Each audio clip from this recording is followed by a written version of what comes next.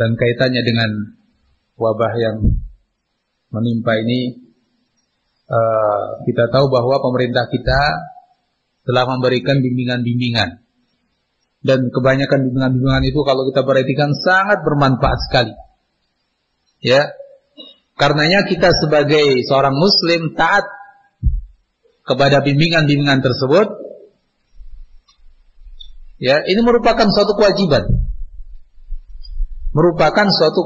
Kenapa? Karena kita diwajibkan taat kepada waliul amr, dan ini akidah kita.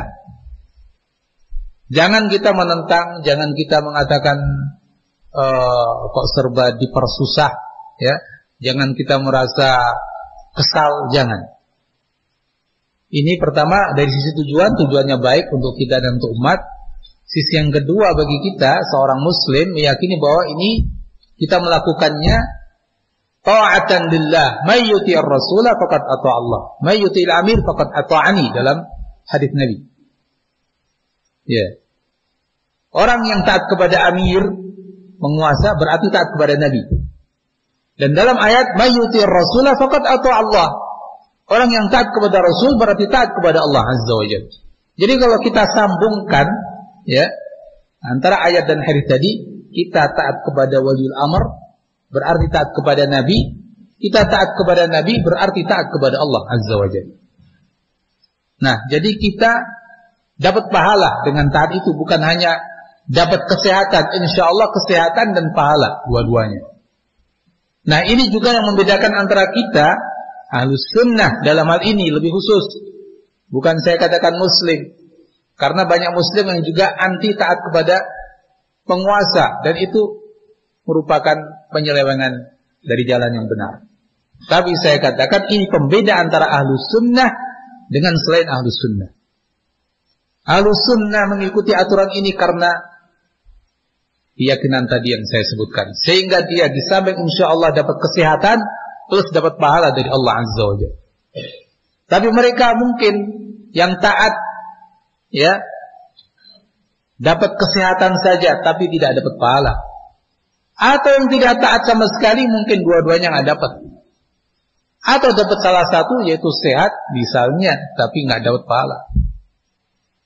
Nah, jadi di sini yang paling berbahagia dalam hal ini, paling beruntung dalam hal ini adalah Ahlus Sunnah Salafiyun. Ya, seorang Salafi ini dalam hal ini paling beruntung. Ya. Jadi hibati billah rahimakumullah, kembali nanti bisa lihat bagaimana tuntunan-tuntunan yang diberikan oleh pemerintah kita, ya, kita ikuti dengan sukarela insyaallah, dan dengan niat yang baik tadi disebutkan sebagai keyakinan kita, insyaallah kebaikan akan kita dapatkan.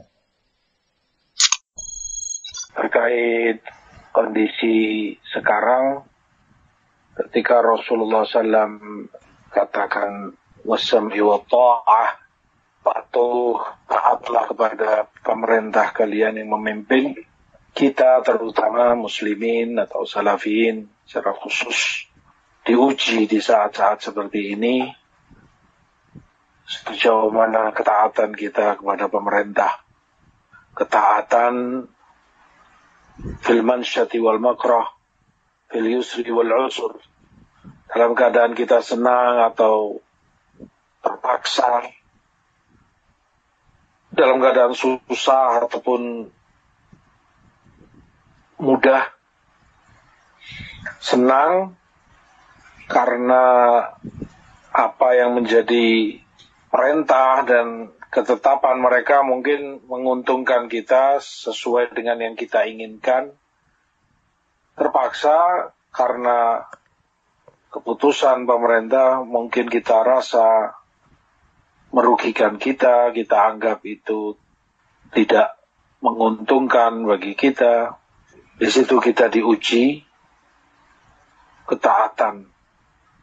Seperti yang antum tahu, mungkin di banyak negeri, termasuk kita di Indonesia, pemerintah menginginkan kemaslahatan bagi rakyatnya, mengawal kemaslahatan kesehatan mereka, maka menetapkan beberapa ketentuan terkait sholat berjamaah di masjid, sholat Jumat.